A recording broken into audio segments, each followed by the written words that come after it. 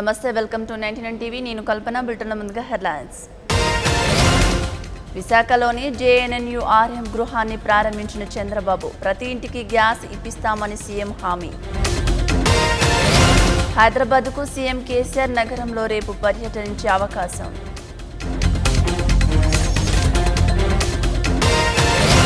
హుస్సేన్ సాగర్ వద్ద పరిస్థితిని పరిశీలించిన కేటీఆర్ ఇప్పటి వరకు ఎలాంటి ఇబ్బంది లేదన్న అధికారులు. కేంద్ర మంత్రులు పారికర్, రాజ్నాథ్ సింగ్ భేటీ. ఉగ్రవాదుల చొరబాట్లను ఎదుర్కోవడంపై చర్చ. మరో 5 రోజుల పాటు తెలుగు రాష్ట్రాల్లో భారీ వర్షాలు, అప్రమత్తంగా ఉండాలన్న వాతావరణ శాఖ అధికారులు. ఇక డీటెయిల్ చూస్తే, విశాఖపట్నంలోని పరవాడలో ఏపీ ప్రభుత్వం నిర్మించిన జేఎన్ఎన్యూఆర్ఎం పేదల గృహ సముదాయాన్ని సీఎం చంద్రబాబు నాయుడు ప్రారంభించారు. పేదలైన 1839 మందికి అపార్ట్మెంట్లు ఇచ్చినట్లు తెలిపారు. అందులో అన్ని సదుపాయాలను కల్పించామని చెప్పారు. అపార్ట్మెంట్ల కోసం వెనకాడకుండా ఖర్చు పెట్టామని, 15 కోట్లు ఖర్చు పెట్టి స్కూల్ బిల్డింగ్, తాగునీరు, రోడ్లు వంటి సదుపాయాలు కల్పించినట్లు చెప్పారు. మరికొన్ని పనులు చేయాల్సి ఉందన్నారు.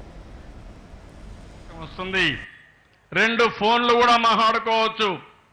ఇవన్నిటికి కూడా 149 రూపాయలు మీరు కడితే ఎంత సమయం కావాలంటే అంత సమయం దీన్ని ఉపయోగించుకునే పరిస్థితి వస్తుంది. అలాంటి కార్యక్రమానికి శ్రీకారం చుడుతున్నాం. ఎవరైనా ఒక స్వయం ఉపాధి చేయాలంటే ఏ విధంగా చేయాలనో టీవీ చూసి పనిచేసుకునే పరిస్థితి వస్తుంది. అది కూడా మీరు గుర్తుపెట్టుకోవాల్సిన అవసరం ఉంది. నేను ఇవన్నీ పెట్టిన తర్వాత ఒకటే ఆలోచించాను, కడవన్నీ చేయగలిగాను. ఈరోజు పేదవాళ్ళకి ఇండ్లు కట్టియాలి. ఇంత మునుపంతా కట్టిన ఇండ్లు నిరుపయోగంగా ఉన్నాయి, నివాసయోగ్యంగా లేవు. నేను ఈరోజు గర్వపడుతున్నా. ఈరోజు మేము కట్టిన ఇండ్లు మీరు చూస్తే రోడ్లు అయితే ఎక్కడ కూడా బ్రహ్మాండమైన కాలనీలు కూడా మరిగా రోడ్లు ఉండవు. బురద ఎక్కడా లేదు. నేరుగా బీటీ రోడ్ నుంచి మీ కాలనీకి వస్తే సిమెంట్ రోడ్లు ఇంట్లో దిగే పరిస్థితి వస్తుంది. బురద దూకే పరిస్థితి లేదు. మురుగునీరు ఎక్కడా నిలవదు.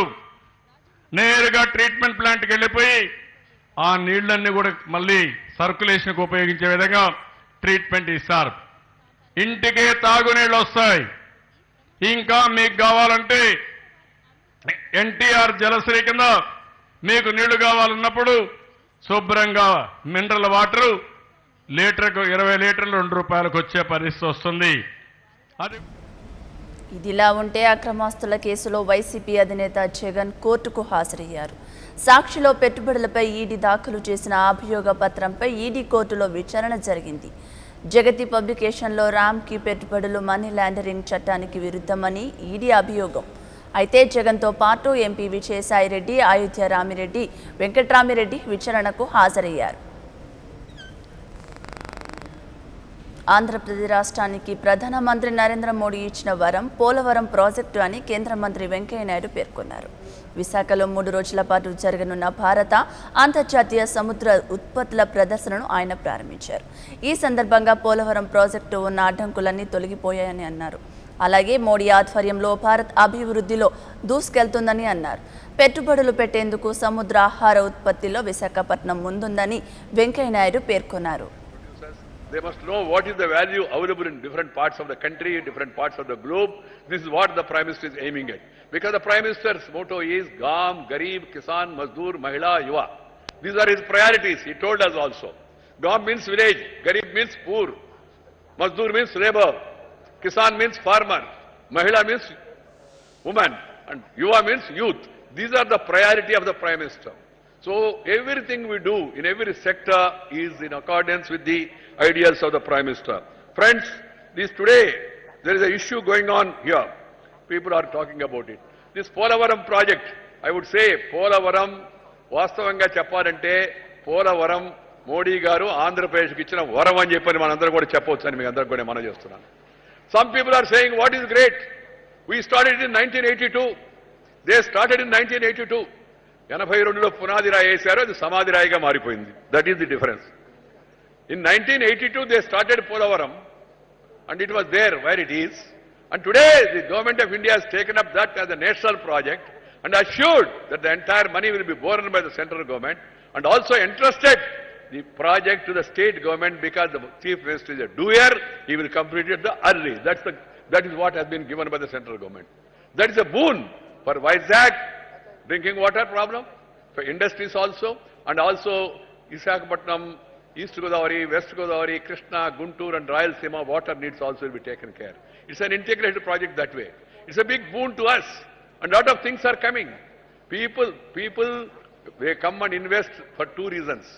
If they find that the state government is progressive and the central government's policies are progressive, ease of doing business, ease of approvals, cooperation.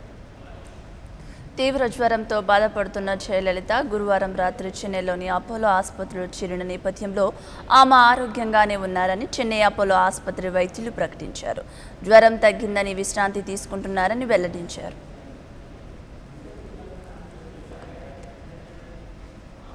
పంజాబ్లోని మెగా ప్రాంతంలో అకాలీదళ్ పార్టీకి చెందిన ఓ సర్పంచ్ ఆసుపత్రిలో ఓ నర్సుపై దాడి చేశాడు. తన బంధువుని ఆసుపత్రి నుంచి డిశ్చార్జ్ చేయించుకునే నేపథ్యంలో బిల్లు కట్టించుకోవాలని అక్కడి సిబ్బందిని సదరు సర్పంచ్ తొందరపెట్టారు. అయితే కాస్త వేచి ఉండాలని ఓ నర్సు సూచించింది. 5 నెలల గర్భవతి అయిన ఆ నర్సును సర్పంచ్ నెట్టివేయడంతో ఆమె కింద పడిపోయింది. ఆ తర్వాత కూడా తన అనుచరులతో నర్సుపై సర్పంచ్ దాడి చేశాడు. అక్కడి సీసీ కెమెరాలో ఈ దృశ్యాలు చిక్కాయి. బాధితురాలు ప్రస్తుతం అదే ఆసుపత్రిలో చికిత్స పొందుతుంది. ఆమె చేసిన ఫిర్యాదు మేరకు కేసు నమోదు చేసుకున్న పోలీసులు దర్యాప్తు చేస్తున్నారు.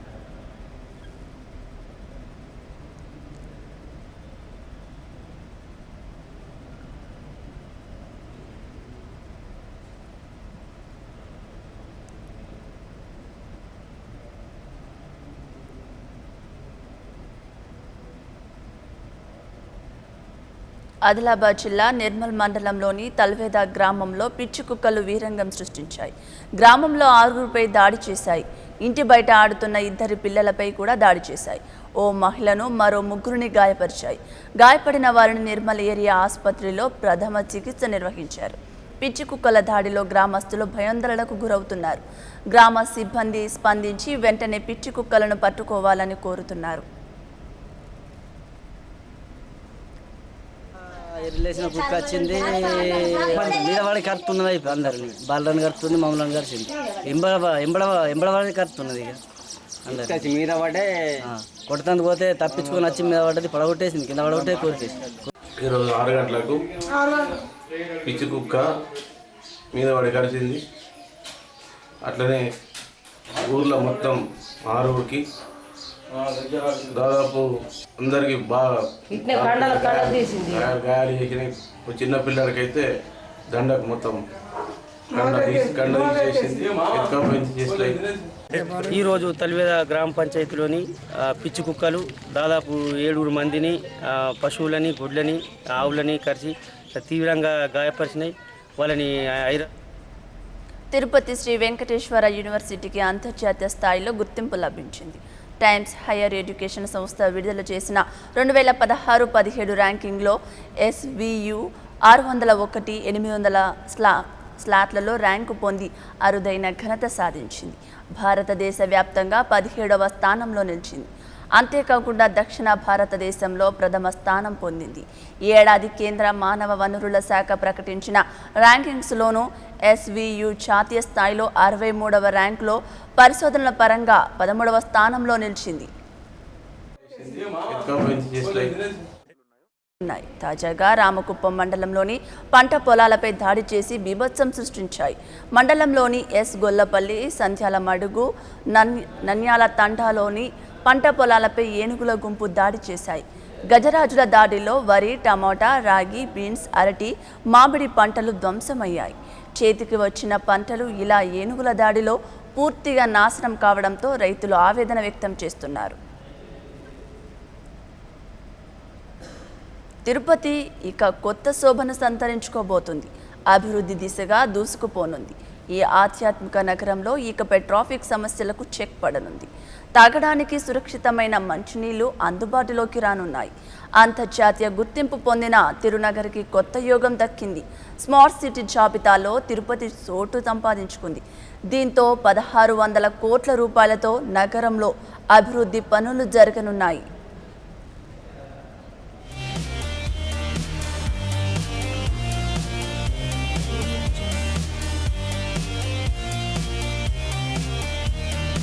కేంద్ర పట్టణాభివృద్ధి శాఖ మంత్రి వెంకయ్య నాయుడు ఢిల్లీలో ప్రకటించిన స్మార్ట్ సిటీల 3వ జాబితాలో తిరుపతి చోటు సంపాదించుకుంది. ఇక తిరునగరంలో అభివృద్ధి పరుగులు పెట్టనుంది. నిధుల వరద పారనుంది. ఇప్పటికే అమృత పథకం కింద తిరుపతి నగరం ఎంపికైంది. ఇదివరకే 2 జాబితాల్లో మొత్తం 60 నగరాలను స్మార్ట్ సిటీలుగా ప్రకటించిన కేంద్రం 3వ విడతలో 27 స్మార్ట్ సిటీలను ఎంపిక చేశారు. ఇక దేశవ్యాప్తంగా ఎన్నికైన 27 నగరాల వరుసలో 4వ స్థానంలో నిలిచి రికార్డు సృష్టించింది.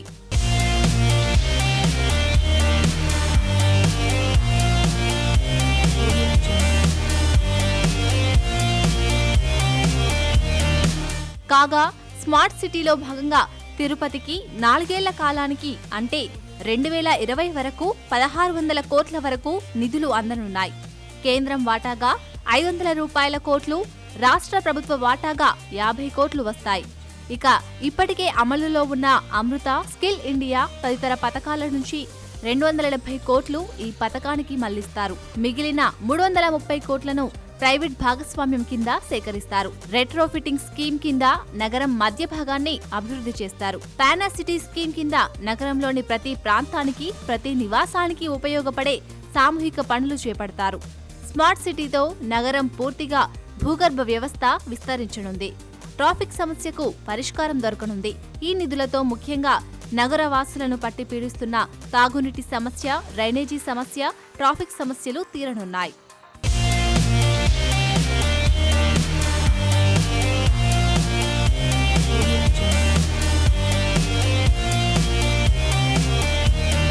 మరోవైపు 2050 నాటికి తిరుపతిలో పెరిగే జనాభా, భక్తుల సంఖ్యను పరిగణలోకి తీసుకొని నగరాన్ని అభివృద్ధి చేయనున్నారు.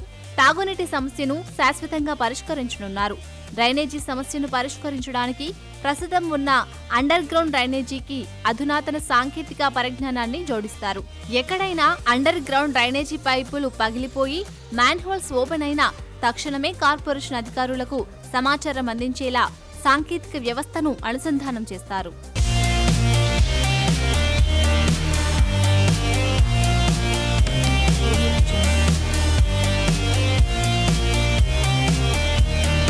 అలాగే నగరంలో ట్రాఫిక్ సమస్యను పరిష్కరించేందుకు ఫ్లైఓవర్ నిర్మాణంతో పాటు మెట్రో రైల్ వంటి వాటిని ప్రవేశపెట్టనున్నారు. సమస్యను పరిష్కరించడానికి ఔటర్ రింగ్ రోడ్డును ఏర్పాటు చేయనున్నారు. భద్రత కోసం అధునాతన పోలీస్ విధానాన్ని ప్రవేశపెడతారు. కాలుష్యానికి అడ్డుకట్ట వేసేందుకు నగరాన్ని హరిత వనంగా తీర్చిదిద్దుతారు. నగర విద్యుత్ అవసరాలను తీర్చడానికి సంప్రదాయేతర ఇంధన వనరులైన పవన విద్యుత్, సౌర విద్యుత్లకు పెద్దపీట వేస్తారు. ఇలా అన్ని విధాలుగా తిరుపతిని అభివృద్ధి చేస్తారు.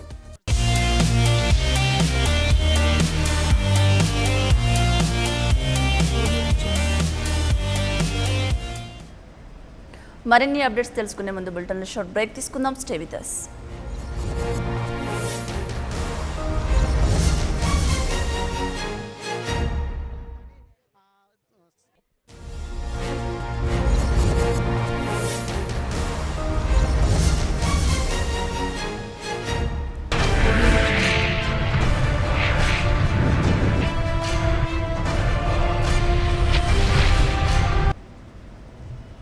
Welcome back. మరో 5 రోజుల పాటు తెలుగు రాష్ట్రాల్లో భారీ వర్షాలు పడే అవకాశం ఉందని వాతావరణ శాఖ తెలిపింది. అప్రమత్తంగా ఉండాలని ప్రజలకు సూచించింది. లోతట్టు ప్రాంతాల ప్రజలు అప్రమత్తంగా ఉండాలని వాతావరణ శాఖ అధికారి రాజారావు తెలిపారు. ఈ తీవ్ర అల్పపీడనం అనేది ఈ ఉత్తర కోస్తాంధ్ర, దాన్ని ఆనుకుని ఉన్న తెలంగాణ, దక్షిణ ఛత్తీస్గఢ్ ఈ ప్రాంతాల్లో ప్రస్తుతం ఈ రోజైతే కేంద్రీకృతం అయింది. దీని ప్రభావం వల్ల రాగల 5 రోజులు కూడా తెలంగాణ రాష్ట్రంలో విస్తారంగా వర్షాలు కురుస్తాయి. అదేవిధంగా రాయలసీమలో ఒక మోస్తరు వర్షాలు కురుస్తాయి. కోస్తాంధ్రలో కూడా విస్తారంగా ఈ 5 రోజుల పాటు విస్తారంగా వర్షాలు కురిసే అవకాశం ఉంది. అంతేకాకుండా మనకి హైదరాబాదులో కూడా మనకి భారీ వర్షాలు కూడా ఈరోజు రేపు కూడా భారీ వర్షాలు కురిసే అవకాశం ఉంది. అంతేకాకుండా తెలంగాణ రాష్ట్రంలో ఈరోజు రేపు అన్ని జిల్లాల్లో కూడా అక్కడక్కడ భారీ నుంచి అతి భారీ వర్షాలు కురిసే అవకాశం ఉంది. తర్వాత మిగతా 3 రోజులు కూడా ఈ 2 రోజుల తర్వాత కూడా అక్కడక్కడ భారీ వర్షాలు కురుస్తాయి. అదేవిధంగా కోస్తాంధ్రలో కూడా ఈ రాగల 4 రోజులు అక్కడక్కడ భారీ వర్షాలు కురుస్తాయి. రాయలసీమలో భారీ వర్షాలు అయితే ఏ విధంగానూ కురవు, కానీ ఒక మోస్తరు వర్షాలు కురిసే అవకాశం అయితే ఉంది.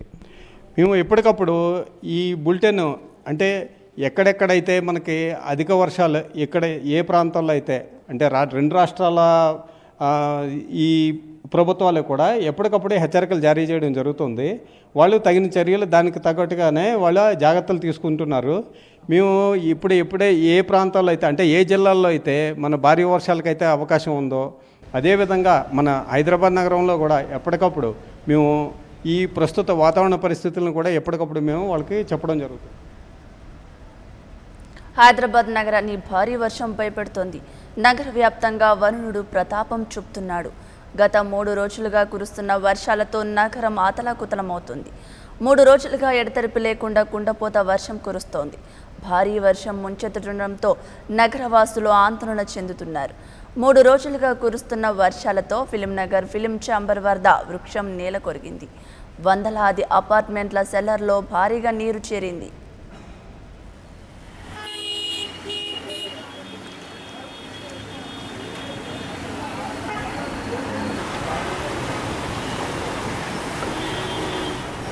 మరో 2-3 రోజులు అతి భారీ వర్షాలు కురుస్తాయనే వాతావరణ శాఖ హెచ్చరికలతో హైదరాబాద్ హై అలర్ట్ అయింది. ఇప్పటికే జల దిగ్బంధంలో చిక్కుకుపోయిన విలవిలలాడుతున్న నగరం మరింత విపత్కర పరిస్థితిని ఎదుర్కోబోతోంది.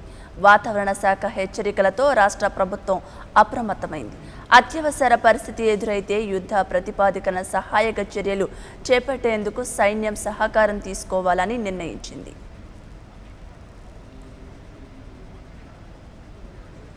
గత 4 రోజులుగా కురుస్తున్న అతి భారీ వర్షానికి నల్గొండ జిల్లా వణికిపోతుంది.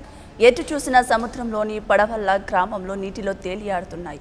నార్కెట్పల్లి అద్దంకి రాష్ట్ర రహదారిపై పలుచోట్ల 5 అడుగుల మేర వరద ఉధృతి కొనసాగుతోంది. రాకపోకలకు ప్రజలు తీవ్ర ఇబ్బంది పడుతున్నారు. వందల ఎకరాల పంట నీట మునిగింది.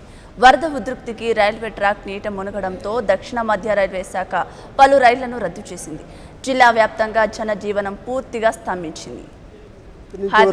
పెద్ద వర్షాలు పడుతున్నాయి. మాకు బయటకు వెళ్ళేటట్టు కూడా లేదు. తెల్లని దాకా నిద్ర లేదు, ఆదులే కూర్చున్నాము. ఇంటి చుట్టూ నీళ్ళే ఉన్నాయి. బయటకు వెళ్ళడానికి కూడా పరిస్థితి బాగున్నది. మా పెద్ద మనిషి పడ్డది కూడా నీళ్ళల్లా. ఆమెను ఎత్తుకొని పాలంటే నేను కూడా పడ్డాను దాంట్లో. కాబట్టి మీరు మాకు చాలా సాయం చేయాలి. ఈ నీళ్ళు బయటకు వెళ్ళి ఏర్పాటు చేయాలని మిమ్మల్ని కోరుతున్నాను.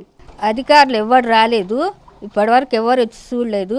వాళ్ళే వచ్చి మున్సిపాలిటీ వాళ్ళు వీళ్ళు వచ్చి ఆ గోడలు దువ్వి ఆ నీళ్లు పోయేటట్టు చేస్తుండ్రు. 4 రోజుల నుంచి ముసురు పెద్ద వర్షాలు వస్తున్నాయి. ఇండ్లలో నీళ్ళు చేరినాయి. బయటకు వెళ్తానికి కూడా ఇబ్బందిగా ఉంది. ఇంట్లోనే ఉంటున్నాము. వంటకు కూడా ఇబ్బంది అవుతుంది. ఏం చేసుకోలేకపోతున్నాము. సరుకులు తెచ్చుకోవడానికి కూడా బయటకు వెళ్ళటానికి వీలు లేకుంటుంది. మా ఇబ్బంది చూసి మీరు ఏమన్నా సాయం చేయండి. లేదండి, గతంలో 2-3 సార్లు ఇలానే వచ్చింది. ఇది మొదటిసారి ఏం కాదు. అయినా సరే జాగ్రత్తగా ఉండాలి, కానీ అలా ఉండలేరు.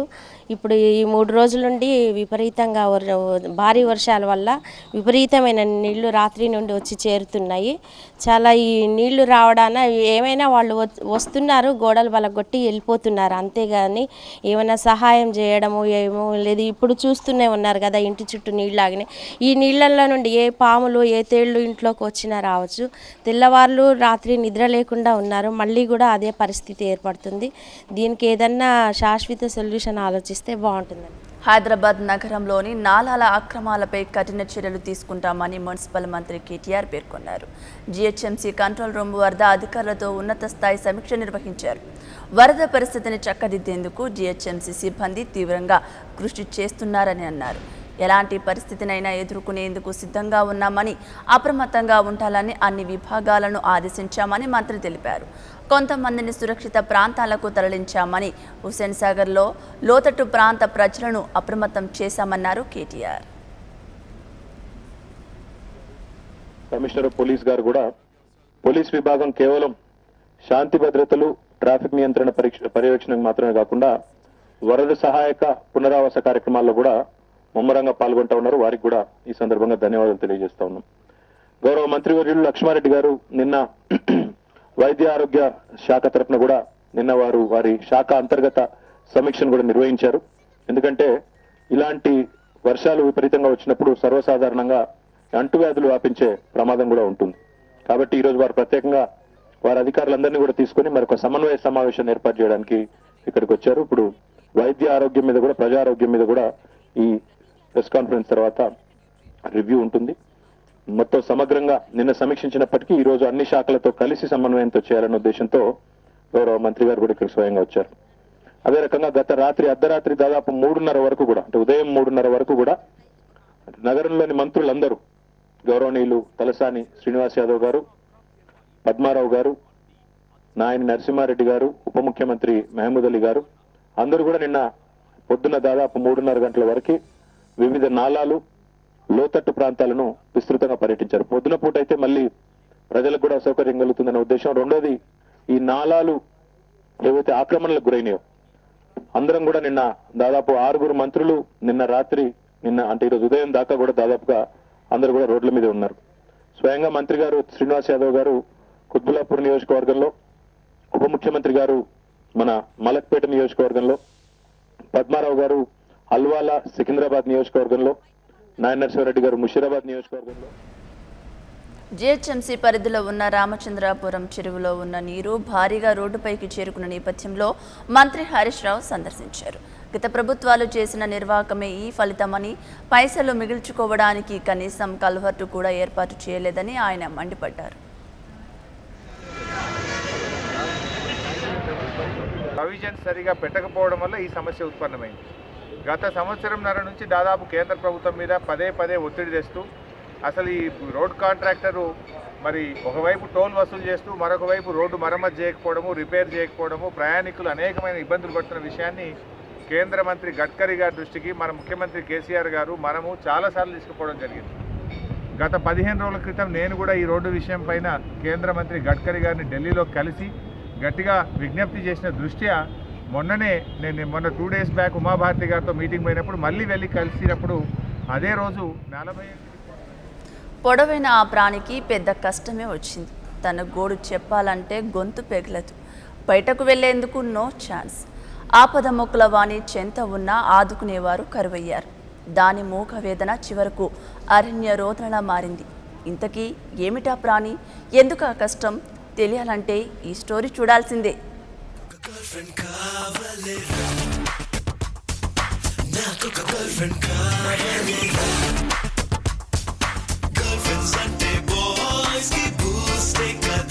ఒక్కసారి దేని వంక తదేకంగా చూడండి. కళ్ళలో బాధ, మనసులో వ్యధ స్పష్టంగా కనిపిస్తున్నాయి కదూ. ఈ జిరాఫీ పేరు సబూస్. 18 అడుగుల పొడుగు ఉంటుంది. ప్రస్తుతం తిరుపతి శ్రీ వెంకటేశ్వర జూ పార్కులో ఉంది. 2010లో కోల్కతా నుంచి దీనిని తిరుపతి జూకు తెచ్చారు. అప్పుడు దాని వయసు 4 ఏళ్లు, ఇప్పుడు 10 ఏళ్లు.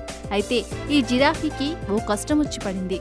అదేంటంటే బాగా ప్రాయానికి వచ్చిన ఈ జిరాఫీకి ఓ ఆడతోడు లేకపోవడం.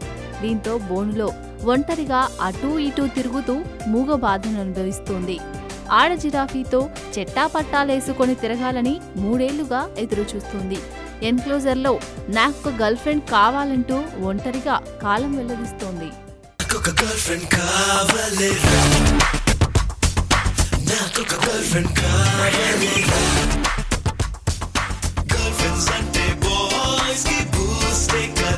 ఓ ప్రాణిని జూలో ఒంటరిగా ఉంచడం నిబంధనలకు విరుద్ధం. ఈ విషయంలో సెంట్రల్ జూ అథారిటీ కొన్ని స్పష్టమైన నిబంధనలు విధించింది, గైడ్ లైన్స్ ను సూచించింది. ఎలాంటి పరిస్థితుల్లోనూ జంతువును గాని పక్షులను గాని తోడు లేకుండా జూలో ఉంచకూడదు. అయితే భారత్లో ఆడ జిరాఫీలు లభించడం లేదన్న సాగుతో దీనిని ఒంటరి జీవితానికి పరిమితం చేస్తున్నారు. ఆడ జిరాఫీల సంఖ్య చాలా తక్కువగా ఉన్నమాట వాస్తవమే. అయినప్పటికీ మైసూరులో ఉన్న జూలో అదనంగా ఓ ఆడ జిరాఫీ ఉంది. దానిని తిరుపతి జూకు తరలించడంలో అధికారులు నిర్లక్ష్యంగా వ్యవహరిస్తున్నారు.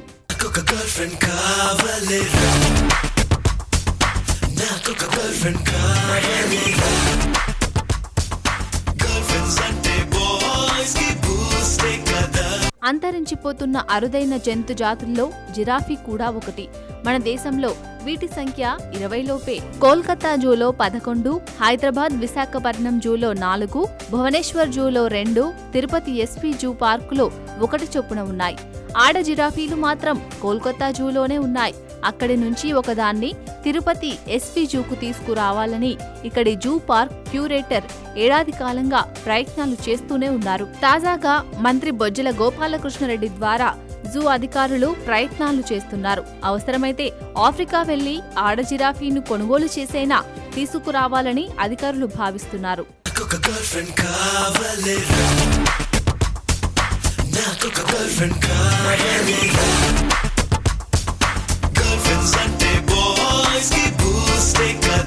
మరోవైపు ఇనుప కంచె నడుమ నక్కి నక్కి తిరుగుతున్న సబూజ్ జిరాఫీ ప్రవర్తనలోనూ బాగా మార్పులు వస్తున్నాయి. ఇది ఒకే చోట ఉంటూ మూడీగా ఉండడం, అప్పుడప్పుడు యానిమల్ కీపర్ పైకి లంఘించడం లాంటివి చేస్తోంది. ఆహారం తీసుకోవడంలోనూ తేడాలు కనబడుతున్నాయి. మొత్తం మీద ఈ జిరాఫీ ఆడతోడు కోసం పరితపించిపోతోంది. ఏడుకొండలవాడి చెంత ఉన్న సబూస్కు గర్ల్ ఫ్రెండ్ ఎప్పుడు దొరుకుతుందోనని జంతు ప్రియులు ఎదురు చూస్తున్నారు.